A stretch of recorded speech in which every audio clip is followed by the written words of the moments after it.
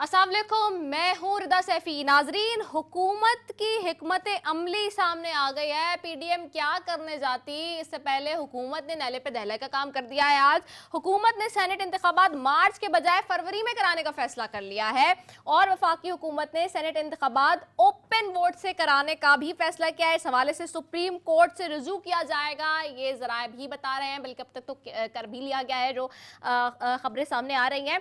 और साथ ही साथ दूसरी तरफ ये कहते हैं शाह महमूद कुरैशी साहब कि वजीर आजम इस्तीफा देंगे ना पार्लियामेंट तहलील होगी। पीडीएम की डेडलाइन को यकसर मुस्तरद करते हैं। अब सवाल ये है कि एक तरफ तो पीडीएम कहती है कि जी अगर इस्तीफा नहीं दिया गया तो फिर लॉन्ग मार्च की तरफ जाया जाएगा, और जो सेनेट इंतखाबात के ऊपर एक बहस छिड़ी हुई थी कि इंतखाबात होंगे नहीं होंगे, या उससे पहले ही हुकूमत घर जाएगी, वज़ीर आज़म साहब घर जाएंगे, असेंबलियाँ क्या तहलील हो जाएंगी, वो कन्फ्यूजन क्लियर करने के लिए आज हुकूमत ने अपना पत्ता खेल लिया है, जिसको मैं अगर ये कहूँ तो गलत नहीं होगा। दूसरी तरफ हम ये देखते हैं कि साथ ही बिलावल भुट्टो ज़रदारी साहब कहते हैं कि हमारे इस्तीफे एटम बम है, इस्तेमाल की हिकमत अमली पीडीएम बनाएगी उसे। किस तरह से इस्तेमाल करेंगे ये तो अभी आगे वक्त बताएगा, क्योंकि जो सिचुएशन इस वक्त नज़र आ रही है हुकूमत की तरफ से, वो क्लियर कट नज़र आ रही है कि हुकूमत किसी भी अभाम में नहीं है और हुकूमत डरी भी नहीं है। जैसे कि बात हो रही थी शुरू से कि अपोजिशन एक इल्ज़ामात लगा रही थी कि जी हुकूमत अब डर गई है और बौखलाहट का शिकार है। दूसरी तरफ हम ये देखते हैं कि नैब अपने वार जारी रखे हुए है। फजलुर रहमान के असासों की तहकीकात, नैब ने 5 अफराद को पेशी के नोटिस आज जारी कर दिए हैं। और लेट्स सी कि अब जो फजलुर रहमान साहब हैं उनकी असासों की छानबीन जो है वो कहाँ तक पहुँचती है और किस लेवल पर जाती है। Will talk about for all these things today. I am moving towards my panel. सबसे पहले जी मौजूद हैं बारी पताफी साहब हैं, सूबाई वजीर सिंध हैं, आपको खुशामदीद कहती हूँ, बहुत शुक्रिया बारी पताफी साहब फॉर ज्वाइनिंग अस। साथ ही बैठे शहजाद कुरैशी साहब हैं, एमपी पाकिस्तान तहरीक इंसाफ से, आपको खुशामदीद कहती हूँ, thank you so very much Shahzad for joining us. साथ ही में ज्वाइन करें इस्लामाबाद से वाहिद आलम खान है, मैंने पाकिस्तान मुस्लिम लीग नून के। सर आपका बेहद शुक्रिया वाहिद साहब कि आपने हमें ज्वाइन किया। सबसे पहले मैं आपकी तरफ आऊँगी बारी पताफी साहब। आज तो कुछ और ही सिचुएशन इमर्ज हो गई है। बिल्कुल एक तरफ आप लोग इस्तीफे लेकर बैठे हुए हैं, सेनेट के ऊपर बात हो रही थी कि जी सेनेट के इंतखाबात होंगे नहीं होंगे, लेकिन हुकूमत ने जो अपनी हिकमत अपनाई है वो तो कुछ और ही बता रही है, और उससे तो लगता ये है कि हुकूमत बिल्कुल कॉन्फिडेंट है सेनेट के इंतखाबात के हवाले से भी, और अब 1 माह पहले कराने का फैसला कर लिया है। किस तरह देख रही है ऑपोजिशन? हुकूमत के फैसले से तो सीधा सीधा लगता है हुकूमत कॉन्फिडेंट नहीं है, हुकूमत भुगता गई है। ओके। हुकूमत को समझ आ रहा है कि जनवरी के लास्ट में या फिर फरवरी में इन्होंने आके अगर धरना दे दिया और इन्होंने रिजाइन दे दिए तो फिर आगे क्या होगा। इन सारी चीज़ों को समझने के लिए, इन सारी चीज़ों को काउंटर करने के लिए हुकूमत जल्दबाजी में ये इकदाम ले रही है, और जब भी फेडरल गवर्नमेंट ने जल्दबाजी में जो भी इकदाम लिए हैं उसे मुंह की खानी पड़ी है। तो मेरे ख्याल में ये भी उन्होंने एक बौखलाहट का शिकार होते हुए ये जल्दबाजी में ये किया है, क्योंकि उन्होंने लाहौर के जलसे में देख लिया है कि अवाम को पीडीएम नहीं निकाल रही, बल्कि पीडीएम को अवाम ने निकाला है, और अवाम बड़े जोश व खरोश से वहाँ पे खड़ी थी और बड़ी डिटाई के साथ उनके जो मिनिस्टर साहबान थे वो ये कहते नज़र आए कि 2000 आदमी थे, 3000 आदमी थे। हालांकि जो बाकी दुनिया है, और आपके ख़ुद चैनल ये दिखा रहे थे, वहाँ की फुटेजेस दिखा रहे थे कि वहाँ पे कितने लोग मौजूद हैं, और उसी वक्त ही और इनके जो मिनिस्टर साहबान हैं वो बड़ी डिटाई से ये कह रहे थे कि 4000 बंदे हैं, 3000 बंदे हैं, 5000 बंदे हैं। तो हुकूमत जो है वो बुखला गई है और हुकूमत को कुछ समझ नहीं आ रहा। और जिस तरह उन्होंने पहले जल्दबाजी में मुख्तलिफ फ़ैसले कर लिए, कभी गद्दारी के केस करना, और कभी यहाँ पे कराची में सफदर साहब की गिरफ़्तारी और उन पे फिर एक केस करना, और अभी जो उन्होंने केस बनाए हैं वहाँ पार्क के हवाले से जो लाहौर में उन्होंने केस बनाए हैं, और उसके बाद फिर ये फैसला कर लेना कि हम जल्दी में सेनेट का इलेक्शन कर लेंगे। तो ये सारी चीज़ें अयां कर रही हैं कि गवर्नमेंट कितने प्रेशर में।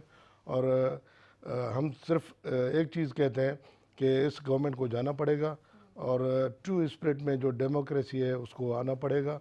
और ये जब तक चीज़ें हम मनवा नहीं लेते, हम अपनी तहरीक जारी रखेंगे। ठीक है, चीज़ें नहीं बनवा लेंगे, तहरीक जारी रहेगी। और इस एक्शन से लग रहा है कि हुकूमत बौखलाहट का शिकार है। पाकिस्तान पीपल्स पार्टी ये कहती है। जी शहजाद कुरैशी साहब, आपकी तरफ आऊँगी।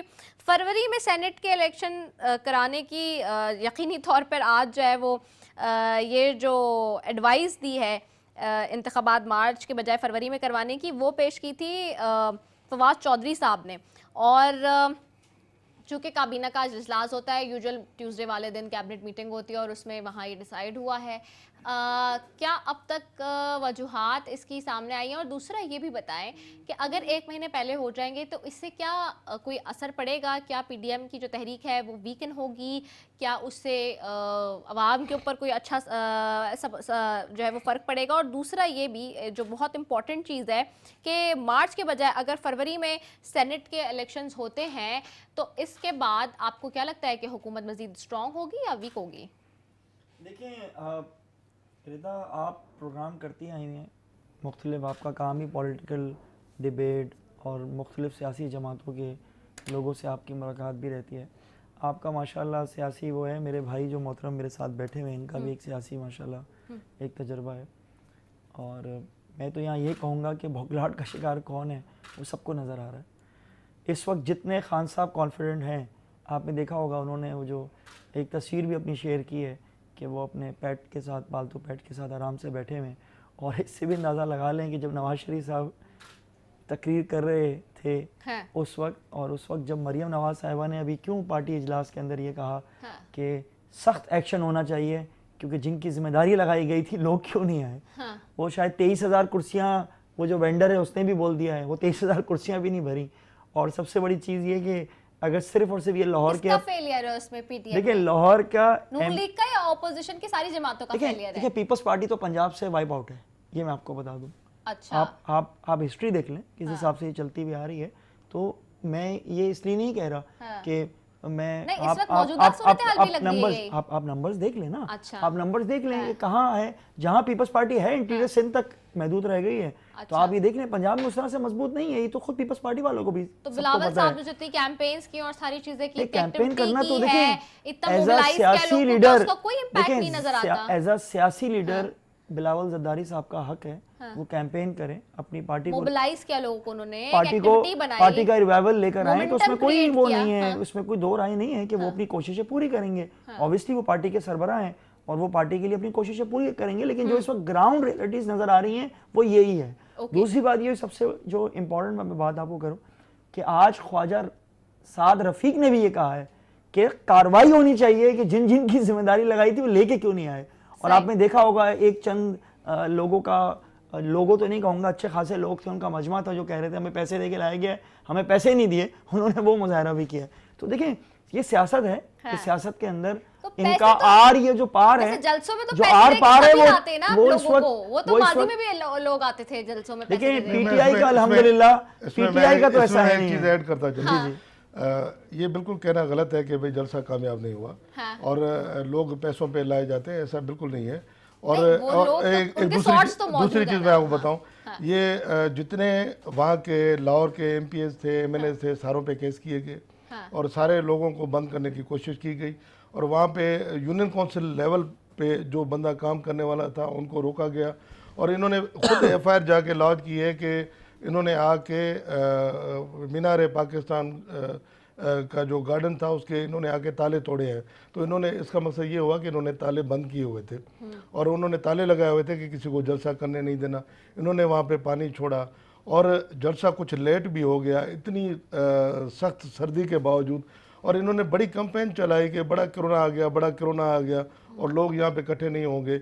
उसके बावजूद दुनिया के चैनल्स ने दिखा दिया कि वो सारा जो ग्राउंड था वो भी भरा हुआ था और उसके बाहर लोग, जो ब्रिजेस थी, रास्ते थे, उन पे भी लोग भरे हुए थे और लोग वहाँ से चढ़ के ये जलसे की कार्रवाई को देख रहे थे। अच्छा, मैं इसमें 3-4 एजेंसीज की रिपोर्ट आई है, किसी ने 7 से 8 हजार, किसी ने कहा है 12 से 15 हजार। डिबेट में नहीं जाना चाहिए, मैं तीनों का मौकिफ लेके फिर मैं डिबेटिंग उसमें आऊंगी। कंप्लीट आप अपना कर लें। मैं ये सब ये कहना चाहता हूँ, जब कोई लीडर कॉल देता है ना तो लीडर होता है। शहीद जुल्फिकार अली भुट्टो को आप देख लें, शहीद मोहतरमा बेनज़ीर भुट्टो साहिबा को आप देख लें, वो जब कॉल देते थे, या आप खान साहब के जलसे को देख लें, वो गली गली मोहल्ले मोहल्ले नहीं जाते। जैसे मरीम नवाज साहिबा गई हैं हमारी बहन, कि जगह जगह जाके उन्होंने बोला जलसे में आओ, जलसे में आओ, जलसा। इस तरह लीडर कॉल देता है बस, उसके बाद जो उसके नीचे की जो लेयर होती है, जो लीडरान होते हैं, वो लोगों को मोबिलाइज करते हैं और वो इकट्ठा होते हैं। जितनी मरीम नवाज साहिबा ने जितनी मेहनत उन्होंने की है, उस हिसाब से देखिए, मुझे पीपल्स पार्टी को तो माजरत के साथ मैं अपने भाई, पीपल्स पार्टी का तो वहां गेम था ही नहीं। वहां गेम था ही इनका था कि उन्होंने कहा आर है या पार है, ना वो आर हुआ ना पार हुआ। ठीक है, चले, इनका गेम था ही नहीं, मतलब पीपल्स पार्टी को तो बिल्कुल ही असाइड कर दिया हुकूमत ने। नून लीग से कह रहे हैं कि जी नून लीग ने जो है वो अपनी लाहौर ने रिफ्यूज कर दिया, टोटली रिफ्यूज कर दिया, और लाहौर ने रिजेक्ट कर दिया नून लीग को। लेट मी गो टू वाहिद आलम खान साहब। वाहिद साहब, आपको मेरी आवाज आ रही है? वाहिद साहब, आप मुझे सुन सकते हैं? वाहिद साहब, आपको आवाज आ रही है मेरी?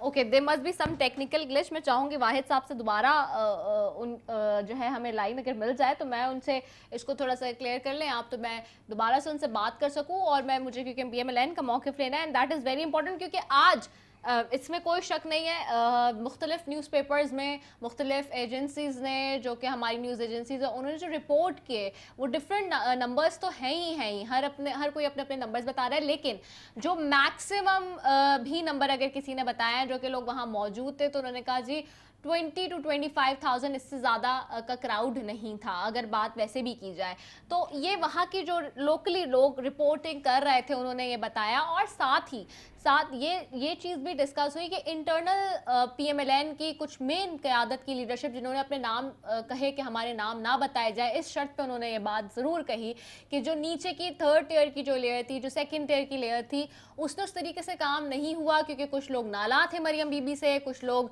नाला थे आला क़यादत से पार्टी की, जिसकी वजह से उस तरह से मोबिलाइजेशन नहीं हो सकी, उस तरह से तैयारियां नहीं हो सकी। और इनफैक्ट एक दिन पहले कोर्ट की हियरिंग में हमजा शहबाज शरीफ साहब को ये बताया भी गया कि उस तरह से इंतजामात नहीं हैं मुतमईन तौर पर हुए मुकम्मल, जिस तरह से होने चाहिए थे। सो ये एक फेलियर, या आप इसको हम कह सकते हैं कि बैड लक नून लीग की, या क्या हुआ जिसकी वजह से कि जो जलसा जिसके लिए बहुत एक्सपेक्ट किया जा रहा था कि जो आर या पार का डिसाइड करेगा, वो चीज़ नहीं हो सकी। मैं मज़ीद इस पे बात करती हूँ। बारी पताफी साहब, आप बात कर रहे थे, थोड़ा सा मैं आपकी तरफ आती हूँ। ये कह रहे हैं कि पाकिस्तान पीपल्स पार्टी की ख़ास तौर पे उसकी तो बात ही नहीं करनी चाहिए, वो तो वाइप आउट है वहाँ से, क्या हकीकतन ऐसे ही है? देखिए, हमारी जो फेडरल गवर्नमेंट है उन्होंने तो ये काम किया हुआ है कि आंखें बंद कर लो, फिर पीछे कुछ भी होता रहे, और बोलते यही रहो कि भाई कुछ भी नहीं हुआ। और इस जलसे के हवाले से भी वो यही कह रहे हैं कि भाई आंखें बंद कर लो, हमें कुछ नज़र ही नहीं आ रहा और कि कितने लोग थे कितने नहीं लोग थे। हालांकि जो इंटरनेशनल इदारे थे उन्होंने बताया है कि भाई ये कितने लोग थे, और आपके चैनल खुद वो फुटेज दिखा रहे थे कि ये कितने, और इनके मिनिस्टर बड़ी डिटाई से बैठ के ये बात कर रहे थे। पार्टियों में उतार चढ़ाव आते रहते हैं, और आप अगर इसको देख लें, अपना 92 की इलेक्शन को देख लें, तो 92 की इलेक्शन में पीपल्स पार्टी को सिर्फ 16 MNA मिले थे, लेकिन उसके बाद फिर 93 में पीपल्स पार्टी ने गवर्नमेंट बनाई। अच्छा, एज अ PTI में इनका साथ दूंगा, उसमें उस वक्त बेनजीर साहिबा जो लीडर थी, इनको ज्यादा सीटें मिलनी चाहिए थी। उस वक्त भी जो गेम खेला गया था, ये जो आज हम पे इल्जाम लगाते हैं, हम तो फ्री एंड फेयर इलेक्शन से आए, उस वक्त वाकई उस वक्त जमहूरियत का सही तरीके से गला घोटा गया था। मैं एज अ टीवी पे मैं इनके साथ बैठ के हमारा उस वक्त भी ये इल्जाम था, आज भी ये इल्जाम है। बेनजीर साहिबा को जिस तरह से एक प्रोपेगेंडे के तहत साइडलाइन किया गया था, वो तो सबको पता है, सारी दुनिया को पता है। उसके बाद 97 में हाँ। कम से कम इन्होंने ये तो मान लिया कि हुआ क्या था पीपल्स पार्टी के साथ। 97 में पीपल्स पार्टी को सीटें नहीं मिली, लेकिन उसके बाद 2008 में पीपल्स पार्टी ने फिर आके गवर्नमेंट बनाई, और इसी तरह से ये जो सिलेक्टेड है, ये सिलेक्टर्स के आसरे में बैठे हुए हैं, और इन्होंने आंखें बंद की हुई हैं कि पीछे हमारे सिलेक्टर बैठे हुए हैं। ये अयूब खान से आप पूरे दौर को देख लें, जो तहरीकें चली हैं उन तहरीकों ने कितना असर दिखाया है। अब अयूब खान के खिलाफ चलने वाली तहरीक को देख लें, बाकी जितनी तहरीकें, ज़िया के खिलाफ चलने वाली तहरीक को देख लें, MRD की तहरीक को देख लें, या फिर पिछले अदवार में सियासी जमायतों ने कुछ भी किया, लेकिन पिछले अदवार में भी आप 90s की पॉलिटिक्स को भी देख लें तो ये जो गवर्नमेंट में बैठे लोग होते हैं उनको पता ही नहीं चलता पीछे क्या हो जाता है, क्योंकि उन्होंने आंखें बंद करके किसी पे भरोसा किया होता है। और आज इन जो सिलेक्टेड है उनका यही असर है, उन्होंने आंखें बंद करके भरोसा किया हुआ है, लेकिन वो जब अपने पाँव जलते हैं ना तो फिर हर बंदा अपने पाँव बचाने की कोशिश करता है, फिर वो लोग इन्हीं पे ही चढ़ के बैठ जाएंगे अच्छा, और इन्हीं को कुर्बान करेंगे। और ये तहरीक देखें, ये तहरीक तो ये सही ये है तहरीक क्या? सिर्फ ये चीज सही है, मामला सही है? फिर वो आप लोग जिस तरह से कह रहे हैं कि फिर आप लोग आ जाएंगे, फिर वो अगर ऑपोजिशन में चले जाएंगे वो फिर इस तरह से चलने नहीं देंगे। आप तो कहते थे डेमोक्रेसी के 5 साल चलने चाहिए, जरदारी साहब तो अपने टाइम पे कहते थे ना कि 5 साल चलने चाहिए। हम कहते थे, Then why you हम are हम आज भी interrupting कहते हैं, it? हम आज भी कहते हैं क्यों डीरेल कर रहे कि हैं? हम इसलिए डीरेल कर रहे हैं कि इन्होंने पूरे मुल्क को डीरेल कर दिया है। अब अगर इस वक्त पीडीएम वो नहीं, आएंगे opposition अगर में, इस वो वक्त बैठ जाएंगे पीडीएम नहीं धरना देने, उठेगी, इसी तरह फिर देखिए फर्क क्या रह इस वक्त अगर पीडीएम नहीं उठेगी हाँ। तो ये पूरा पाकिस्तान बैठ जाएगा। हाँ। और पीडीएम उठी है तो अवाम के मुतालबे पे उठी है और अवाम की सूरत हाल को देख के पीडीएम उठी है। और हम कुछ भी नहीं चाहते, हम ये चाहते हैं कि डेमोक्रेसी को 2 स्प्लिट में कॉन्स्टिट्यूशन के मुताबिक बहाल करें और जितने आपके रियासती इदारे हैं सब इदारे अपने अपने अख्तियारात और दायरा अख्तियार में रहते हुए काम करें। और हमारी जुडिशरी को आज़ाद होना चाहिए, हमारी आवाम आज़ादी से अपनी राय दे और अपनी आज़ादी से अपने नुमाइंदे चुने। और जो पार्लियामेंट हो वो सॉवरेन हो और पार्लियामेंट सबसे ज़्यादा अख्तियार रखने वाली पार्लियामेंट हो और वही बैठ के मुल्क के फैसले करे। अच्छा। क्योंकि वो उसी को आवाम चुन के भेजते हैं, ना कि कुछ इदारे, ना कि ये जो सिलेक्टेड है वो या फिर सिलेक्टर्स फैसले करें। और इन्हीं चीज़ों की वजह से ये तहरीक चल रही है और इंशाल्लाह ये तहरीक जोर पकड़ेगी और एक दिन ट्रू स्पिरिट में डेमोक्रेसी को ला के छोड़ेगी। ट्रू स्पिरिट का आज लफ्ज़ बहुत सुन रही हूँ मैं अपने प्रोग्राम में, डेमोक्रेसी आएगी। शहजाद, मैं आपसे रैप अप कराऊंगी इसी के ऊपर कि ब्रेक पे जाऊंगी, लेकिन बिफोर गोइंग टू इट मुझे पीएमएलएन की तरफ जाना है। हमें ज्वाइन कर चुके हैं एमएलए साहब। आपको मेरी आवाज़ आ रही है आबिद साहब? जी, चौधरी आबिद रजा साहब, बहुत शुक्रिया कि आपने ज्वाइन किया है। चौधरी आबिद रजा साहब, ये बताइएगा कि जिस तरह से पीडीएम के ऊपर इस वक्त हम देख रहे हैं कि जलसे की हवाले से तो खैर क्रिटिसिज्म बहुत चल रहा है कि जलसा बड़ा था छोटा था। I am not going into that debate जो हुकूमती नुमाइंदे यहाँ कह रहे हैं, बट अब इस वक्त जो सिचुएशन इमर्ज हो रही है सेनेट के हवाले से, जो आज नया स्टेप अप किया है हुकूमत ने, हुकूमत का ये फैसला कि जी सेनेट के इलेक्शंस जो हैं वो मार्च के बजाय फरवरी में होंगे अब, और साथ ही साथ हुकूमत बड़ी कॉन्फिडेंट और बहुत ही प्रूडेंट नज़र आ रही है इस हवाले से कि अगर आप लोगों ने इस्तीफे की बात की है तो वो कह रहे हैं कि वी डोंट केयर, और अब तो 1 महीने पहले सेनेट के इलेक्शंस कराने की बात हो रही है। क्या कहेंगे आप इस पे? जी बात ये कि इलेक्शन वो फरवरी में अनाउंस करेंगे तो हम भी अपनी स्ट्रेटजी यकीनन फरवरी से पहले हम भी अपनी पॉलिसी जो है वो अनाउंस करेंगे। पीडीएम भी यकीनन इस पे सर जोड़ के बैठी हुई है, पीडीएम की सारी क़यादत। बात रही जलसे के हवाले से, तो जलसा देखें बड़ा है या छोटा है ये तो जिन्होंने किया उनको पता है, और जिनके खिलाफ हुए उन्हें भी पता है कि जलसे का साइज क्या था। मामला ये कि जलसा में लोग निकले, ये सारी दुनिया, इंटरनेशनल मीडिया भी था, बीबीसी भी थी।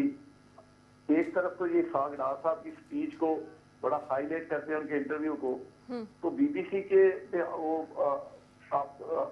को बड़ा ऑथेंटिक चैनल कहते हैं। तो जब बीबीसी ये कह रही कि लाहौर वाला जलसा ये तारीख साफ जलसा हुआ है, तो फिर बीबीसी की इस रिपोर्ट को भी ये मान लें। मामला ये कि असल में मामला तो पीटीआई है नहीं, असल मामला तो है सिलेक्टर का, जो इनको लेके आए हैं। बेसिकली वो सारी चीजों को मैनेज तो वो कर रहे हैं और वही दबाव भी डाल रहे हैं कि आप जलसे को छोटा बड़ा करें, आप सेनेट के इलेक्शन को मार्च की बजाय, हमने अपनी पॉलिसी दे दी कि हम फरवरी में निकलेंगे, तो उन्होंने कहा कि इलेक्शन फरवरी में करवा दें। मैं ये समझता हूँ कि अब पीडीएम का जो नैरेटिव डेवलप हो गया उसको अब ये किसी भी सूरत काउंटर नहीं कर सकते। ये इस तरफ मुल्क को लेके जा रहे हैं। पहले तो इन्होंने माशी तौर पर पाकिस्तान को लॉ एंड ऑर्डर के हवाले से इस हद तक दिवालिया कर दी है। अब बैड गवर्नेंस की ये हालत हो गई है कि कहीं भी आपको ये नजर नहीं आता कि कोई इदारा अपनी जगह पर काम कर रहा हो, और फिर महंगाई ने तो अवाम का जीना हराम कर दिया, और फिर भी ये इलेक्शन सेनेट का मार्च से फरवरी में कहीं से मैं समझता हूँ कि ना लोगों पे फर्क पड़ेगा, ना पीडीएम पे फर्क पड़ेगा, ना पीडीएम की अच्छा, तकलीफ को सॉरी कोई टू रोक कट यू इन सकेगा। Between, sorry to cut you in between Chaudhary Abid Raza साहब, ये बताएं, आप कह रहे हैं कि हमारा इनसे अगेन वो मौके फिर दोबारा से आप वही रिपीट कर रहे हैं कि हमारा इनसे कोई मामला नहीं है, हमारा सेलेक्टर से मामला है।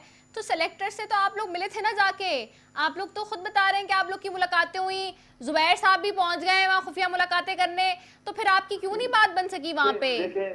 देखें मैं ये समझता हूँ कि हर पर्सनल रिलेशन को उन्होंने मुलाकात बनाया है, हमने किसी को मुलाकात के लिए नहीं भेजा।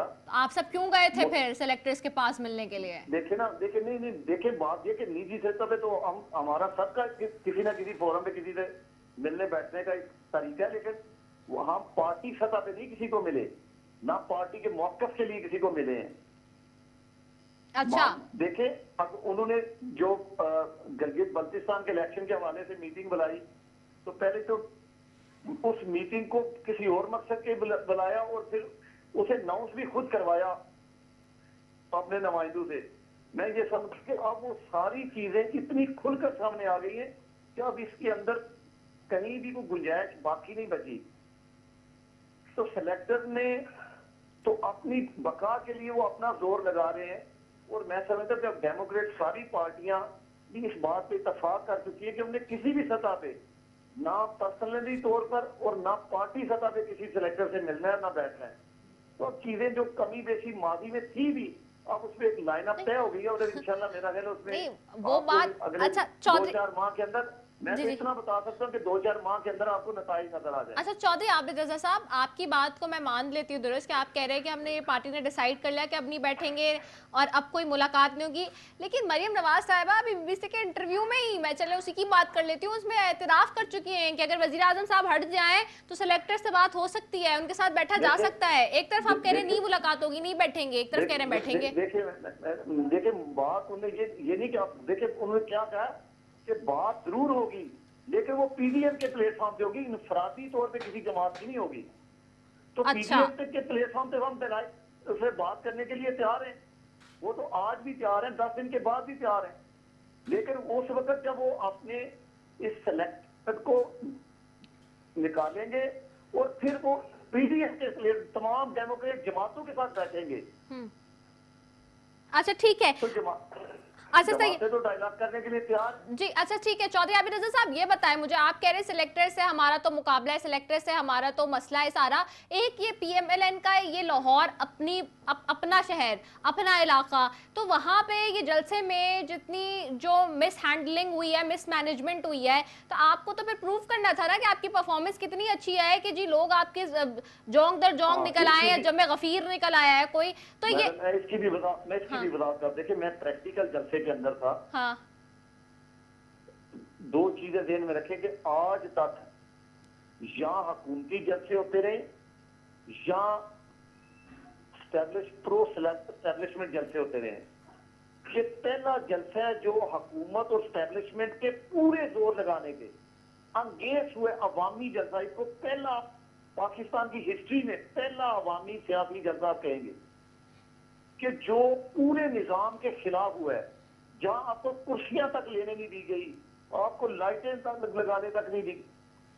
बाजार टीवी पे कहते रहे हैं कि हम तो जलसे को नहीं रोक रहे, लेकिन उन्होंने रोकने के लिए वो तमाम अपनी पावर इस्तेमाल की, इवन खाने वाले तक पर पाबंदियां लगाई, कुर्सियां देने वाले पर, साउंड सिस्टम लगाने वाले पर।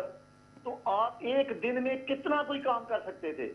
उसके बावजूद देखें पब्लिक तो ने निकलने की इंतहा कर दी। हमारी मैनेजमेंट में वो जरूर कमी आई, लेकिन वो कमी इस वजह से आई कि हमारे लिए एक बहुत बड़ा चैलेंज एक दिन में था। एक दिन में आपने स्टेज लगाना था एक दिन में आपने 100 दिन आपके में कारकुनान तो क्या शिकायत कर रहे हैं ईमेल कारकुनान से, जो एक दिन पहले मीटिंग हुई उसमें वो कह रही है मरियम बीबी का उनके साथ जो एटीट्यूड था वो सही नहीं था, वो खफगी थी उन लोगों की। फिर उसके बाद आपकी जो आला क़यादत थी, जो मेन लोग थे, उनसे कारकुनान वहां पे नाला हो गए, आधे तो इसलिए रूठ गए, नहीं निकले। और उसके बाद वो जो आप लोगों ने बीच में जोहराना रखा, ये भी गलत नहीं कि मैं उस मीटिंग में भी मौजूद था जी ठीक है, उसमें हमने अपनी पूरी हमारी लीडरशिप ने पूरी ये आपके अपने लोगों ने बताया है हमें। नहीं देखे वो उन्होंने खिराज तहसीन पेश किया है कि लाहौर ने तारीख में इतना कभी क्राउड नहीं बाहर निकाला जिस तरह अब निकाला है, लेकिन मैनेजमेंट में जरूर कमी पेशी हुई है। ये एक अलग इशू है। देखना तो ये कि आप जिस नैरेटिव के लिए आपने लोगों को बुलाया उस नैरेटिव पे लोग निकले हैं कि नहीं निकले। तो मेरा ये सियासी कारकुन होने के नाते ये तजर्बा है कि तारीख में कभी लोग इस कदर नहीं निकले जिस तरह इस जलसे में निकले हैं। तो अच्छा। पूरे टीवी चैनल को पूरे दबाव के साथ गाया कि आपने इस जलसे को नेगेटिव पेश करना है, आपने इस जलसे को नाकाम पेश करना है। लेकिन हम तो ये समझते हैं कि अल्लाह ताला के फजल करम से हमें इसमें वो अचीवमेंट मिली और जिनके खिलाफ उन्हें पता है कि उनके खिलाफ क्या अचीवमेंट हुई हमें।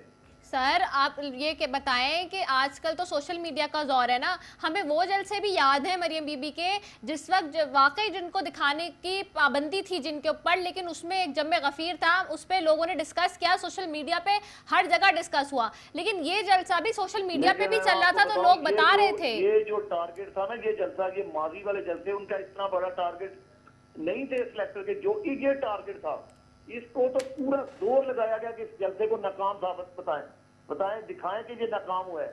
लेकिन मैं कह रहा हूं कि मैं यकीन से एक सियासी कारकुन के नाते कि ये तारीख का। अच्छा, आपके अंदाजे से कितने लोग आए थे जलसे में, कितने लोग आए थे जलसे में? देखिए मैं ऐसी बात नहीं करता जिसकी मैं तस्दीक ना कर सकूं, मैं सियासी, मैं क्योंकि खुद अपने आप खुद थे ना वहां मौजूद, कितने लोग थे जलसे में? हाँ। लेकिन मेरा यकीन है कि वो जलसे की तादाद आप लाख से ऊपर कह सकते हैं, 1 लाख से नीचे नहीं हो सकती। वो आप 1.5 लाख भी कह सकते हैं, 2 लाख भी कह सकते हैं, क्योंकि क्राउड इतना था जितना अंदर था उससे 2 गुना 3 गुना बाहर था। अच्छा, 1 से 1.5 लाख तक आप समझ रहे हैं कि लोग थे, ठीक है। गाड़ियों में क्राउड था, मैं कह रहा कि इतने बाहर से कान में थे जो पहुंच भी अंदर इंटर नहीं हो सके। ठीक है, चले ठीक है, गुफ्तगू का सिलसिला मैं यही जारी रखूंगी। शहजाद से मैं लूंगी मौकिफ, लेकिन मुझे शॉर्ट कमर्शियल ब्रेक की तरफ एक जाना है, बहुत देर से कहा जा रहा है, so will be right back after it.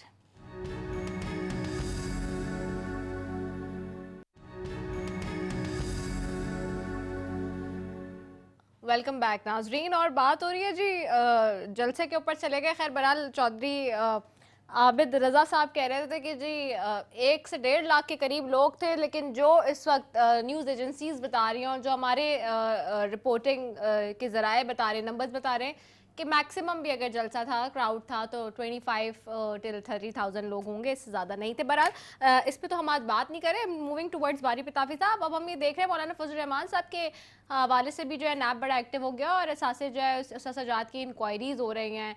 So again आप लोग नहीं समझते कि पूरी जो हुकूमत कहती है कि जो पीडीएम की क़यादत इस वक्त चल रही है उसमें सबसे ज़्यादा एजुटेशन की सियासत मौलाना फजल रहमान साहब की इसी वजह से है क्योंकि वो असेंबली में है नहीं, उनका कोई स्टेक है नहीं, और सबसे ज़्यादा उनको इसीलिए प्रॉब्लम है कि वो चाहते हैं कि सब बाहर आ जाए असेंबली से, क्योंकि वो खुद भी बाहर हैं। नहीं देखें, ये जो मौलाना फजल रहमान साहब पे नैब के केसेस बनाए जा रहे हैं, हाँ, और इससे तो वाजे हो जाता है कि भाई गवर्नमेंट कितनी बौखलाहट में है। अच्छा, और उनको पता लग गया है कि हाँ, ये जो तहरीक जोर पकड़ती जा रही है, हाँ, और जलसों का सिलसिला ख़त्म हुआ, और फिर आगे ये अमली तौर पे अगर आके इस्लामाबाद में धरना दे देते हैं तो फिर उसके बाद क्या होगा। इस सारी सूरत हाल को देखने के लिए वो उन्होंने ये सारी हथकंडे इस्तेमाल कर रहे हैं। वो जितना भी प्रेशर डाल रहे वो प्रेशर पहले से डाल रहे हैं। सारी अपोजिशन को उन्होंने बंद किया हुआ है। एक मौलाना फजल रहमान साहब बाहर थे, उनको भी वो बंद कर देंगे और क्या होगा। लेकिन पीडीएम अपना प्रोग्राम जारी रखेगी और पीडीएम अपने प्रोग्राम से कभी भी पीछे नहीं हटेगी, और ये सारे उनके जो हथकंडे हैं ये सारे नाकाम होंगे।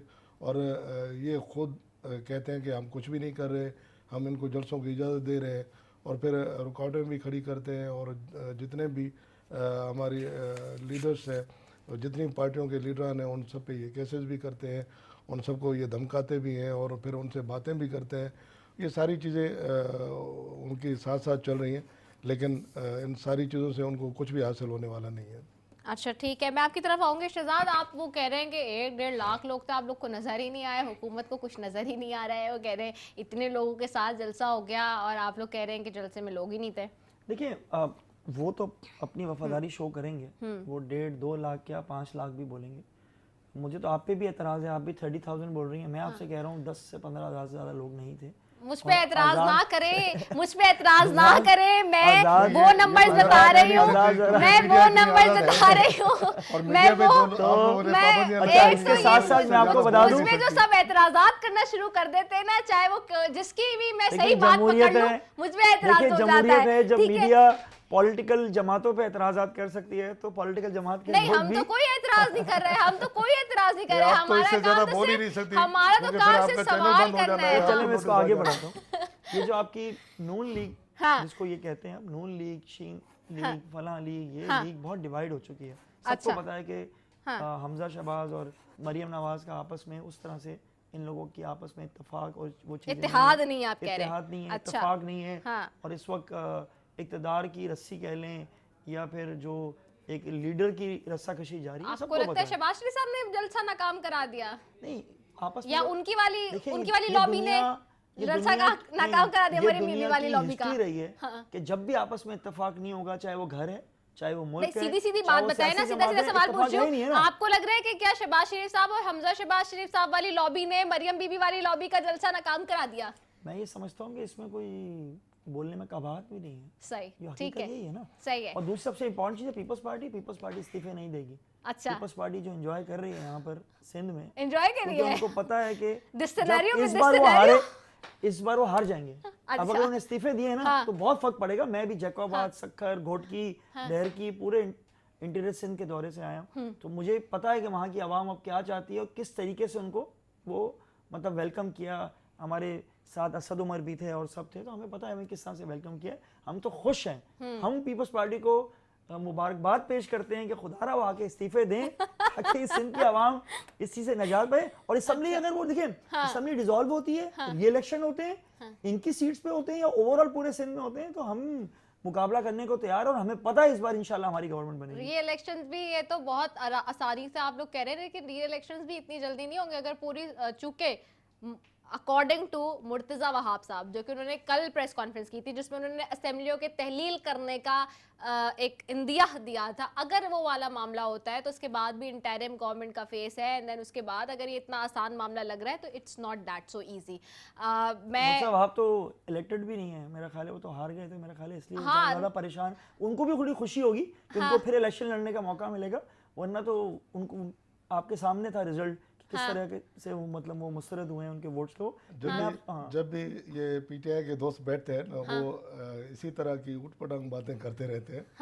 उनको समझ नहीं आता कि असल इश्यूज आवाम के हैं क्या। अच्छा, और तभी तो ये 22 करोड़ आवाम का निवाला छीन के वो इमरान खान साहब कुत्तों को निवाले खिला रहे हैं, और उनके पास कुत्तों को निवाले खिलाने का टाइम है, लेकिन वो आवाम के लिए और आवाम के जो दुख दर्द हैं, उनकी जो तकलीफें हैं, उनको हल करने के लिए उनके पास टाइम नहीं है। और ये इनकी भी खाम ख्याली है।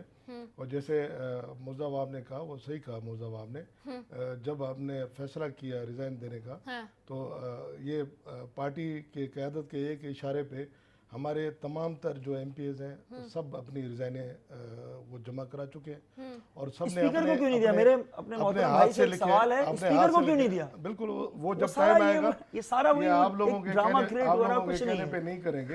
हम अपनी पॉलिसी अपने तरीके से बनाएंगे, हम अपने कार्ड जो है वो अपने तरीके से खेलेंगे, और हम अपनी जदोजहद अपने तरीके से चलाएंगे। आपका जो दिया हुआ निवाला अपने मुंह में नहीं डालेंगे।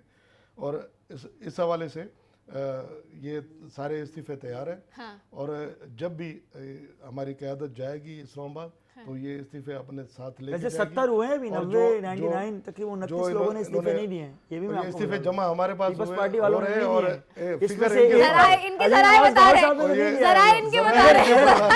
मेरा ख्याल है अब्दुल बारी बताएंगे, भाई मुझे बताएंगे वो क्या नाम है, उन्होंने तो खुल्लम खुल्ला बोल दिया इस्तीफा दूंगा। मेरे ख्याल में मेरे ख्याल में इनको खाम ख्याली से निकल आना चाहिए, ख्याली पुलाव पकाने से निकल आना चाहिए। नहीं, अभी तो 3 सीटें खाली वैसे भी हुई हैं जो डेथ्स हुई हैं इसकी वजह से, तो 3 तो वैसे ही सीट्स हमारे खाली हैं, 98 एमपीएस है और उसमें से 3 सीटें खाली सीट हुई खाली है हैं। जिसके ऊपर बाकी- इलेक्शन की आप लोगों ने रिक्वेस्ट भी दी है। जी बिल्कुल। अच्छा, उसमें मैं एक चीज़ इसमें थोड़ा ऐड करता चलूँ कि ये इस्तीफे आ गए और ये ऐसा ऐसा पॉलिसी के तहत जो इकदाम पीडीएम जो फैसला लेती जाएगी और उस पर इंशाल्लाह अमल होता जाएगा।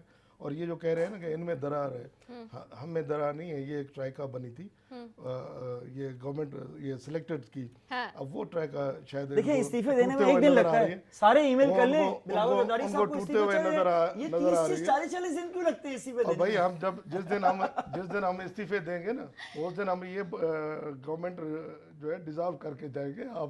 आप बेफिक्र हो जाए। ठीक और है। उसके बाद री इलेक्शन ही होगा और पूरे मुल्क में री इलेक्शन होगा। पूरे मुल्क में री इलेक्शन होगा। चौधरी आबिद रजा साहब, आपको आवाज आ रही है मेरी? जी चौधरी आबिद रजा साहब, आवाज आ रही है आपको? जी जी हाँ, अच्छा मुझे ये बताएं, वैसे ये अचानक हुआ क्या, ये इस्तीफे लेने की आप लोग तो लेने गए थे वहाँ इस्लामाबाद प्राइम मिनिस्टर से, हुकूमत से, ये अब इस्तीफे दे क्यों रहे हैं? ये क्या नई लीड ली है नून लीग ने, पीपल्स पार्टी ने और पीडीएम ने? मैंने कहा जी इंशाल्लाह इस्तीफे देंगे भी और इस्तीफा लेंगे भी, ये आपको नजर आ जाएगा। जो इनके तर्जमान या ये तो हमारे भाई हैं, कोई मेरा ख्याल है पीटीआई के नजरियाती कारकुन ने, उन्होंने इलेक्शन लड़ा, चले गए, तो अभी शायद इस मामले में बड़े न्यू हैं, आहिस्ता आहिस्ता सियासत को समझ जाएंगे। अच्छा, तो मेरा ख्याल है कि हमारे इस्तीफे जमा होने से पहले उधर से इस्तीफा आ जाएगा। और इंशाल्लाह ये भी मैं आपको बता रहा हूँ कि ये तहरीक अब रुकेगी नहीं, ये अपनी नताइज हासिल करके छोड़ेगी। अच्छा ठीक है। अच्छा ये भी बताएं चौधरी आबिद रजा साहब, अब क्या होगा आगे? अब जब सेनेट के लिए जिस तरह से हुकूमत कह रही है कि जी हम तो 1 महीने पहले करा लेते हैं इलेक्शन, तो आप लोग किस तरह से, अब क्या कोई नया कोई देखिए फैसला जो किया जाएगा? आज सूरत हाल नहीं डेवलप हुई है, हाँ, उसमें पीडीएम की क्यादत ही जब अगला लाए अमल देगी तो फिर उसके मुताबिक ही मैं बता पाऊंगा। मैं क्योंकि अपनी जब पीडीएम की क्यादत सर जोड़ के बैठेगी, आज उन्होंने अनाउंस किया तो इसके अगले 2-4 दिन वेट करें, अगले 1 दिन के बाद हम भी अपनी पॉलिसी अनाउंस कर देंगे। अच्छा आप लोग भी अभी पॉलिसी अनाउंस कर देंगे। दूसरा ये भी बताएं कि जो आप लोग बात कर रहे हैं कि जी 31 तक अगर नहीं वजीर आजम जाते और इस्तीफा देते, घर नहीं जाते, हुकूमत नहीं ख़त्म होती, तो फिर आप लोग जाएंगे लॉन्ग मार्च करने के लिए। एक नून लीग ने जो लाहौर का जलसा किया है, मतलब चूंकि जाहिर थे मेज़बान इसमें पीडीएम में तो नून लीग ही थी, वहाँ पे इतनी मिसमैनेजमेंट हुई है, तो आप लोग को लगता है कि आप लोग इतने लोग जमा कर लेंगे कि लॉन्ग मार्च के लिए ले जाएं? आप गुजरांवाला जलसे को भूल गए। गुजरांवाला जलसे नहीं, में मुझे याद है कराची वाले लाहौर का जलसे भी में तो हम इन्होंने साथ ही मीनार-ए थे, पाकिस्तान का वहाँ भी छोटा याद सा है। वो भी हिस्सा लिया मैनेजमेंट था। था। और हमारे पास लाहौर में पूरा मीनार-ए पाकिस्तान का का बिल्कुल जलसा छोटा मुझे सा सारे हिस्सा था। जलसे याद है, छोटा हिस्सा तकरीबन मैं लिया सब था। में थी सिवाय लाहौर वाले के। अवामी जी जलसा तारीख का सबसे कामयाब तरीन जलसा है। ये नहीं कि मेरी वो पार्टी है, मैं इसका कारकुन हूँ, और मैं इसलिए कह रहा हूँ, मैं पूरे वसूख से कहता हूँ कि पाकिस्तान की हिस्ट्री में आज तक कोई अवामी जलसा इस हद तक कामयाब नहीं चले, हुआ। अवामी जलसा आपके लिहाज से कामयाब हो गया। अब और बताएं अब आगे इसके- लोग निकाल लेंगे आप लोग, क्योंकि ठंड भी आगे आ रही है, क्या लोग मैंने आपका कहा- साथ देंगे लॉन्ग मार्च के लिए? जी मैंने कहा ये इनके माशाल्लाह जो तर्जमान है, ये तो आप अगर उनके अंदर की सूरत देखें तो वो बेहतर बता सकते हैं कि उनकी इस वक्त क्या पोजीशन है। वो अपने बैग बांध चुके हैं, उन्हें पता है कि उन्हें वापस कब किस फ्लाइट पे वापस जाना है। अच्छा, तो इसके नताज मैंने कहा ना कि आपको ये जलसा और जलसे के बाद की जो पॉलिसी है, इस्तीफे इंशाल्लाह जमा होने से पहले मैंने आपको कहा कि उधर से इस्तीफा आ जाएगा। अच्छा ठीक है, मेरा आपसे यही सवाल है बस लास्टली, मुझे एक वन लाइनर बता दे वाहिद भाई के, सॉरी चौधरी आबिद रजा भाई, मुझे सिर्फ ये एक बात बता दीजिए कि किस तरीके से जो है ये जो स्पीकर को देने का मामला है इस्तीफों का, जो कि बात हम भी पूछ रहे हैं आप लोगों से, आप लोग अपनी पार्टी लीडरशिप को जमा करा रहे हैं, मौलाना फजल अहमद साहब को करा रहे हैं। समंदर इस्लामाबाद पहुंचेगा तो उस वक्त हमारे इस्तीफे भी स्पीकर के साथ पहुंच जाएंगे। अच्छा चलें, ठीक है, सही है, बहुत शुक्रिया आपका चौधरी आबिद रजा साहब आपका। और मैं बारी बताइफ साहब आपसे वन लाइनर लास्ट लाइन चाहूंगी, और शहजाद कुरैशी से भी। जी जी देखें, 2-3 चीज़ें हैं। हाँ, पहली चीज़ ये कि ये जो पीडीएम अब जो तहरीक चला रही है, ये तहरीक आवाम की आज़ादी के लिए और आप खुद मीडिया की आज़ादी के लिए ये तहरीक चलाई जा रही है। और लोगों को हक राय दही उनको अपनी आज़ादी से देने के लिए ये जदोजहद चल रही है।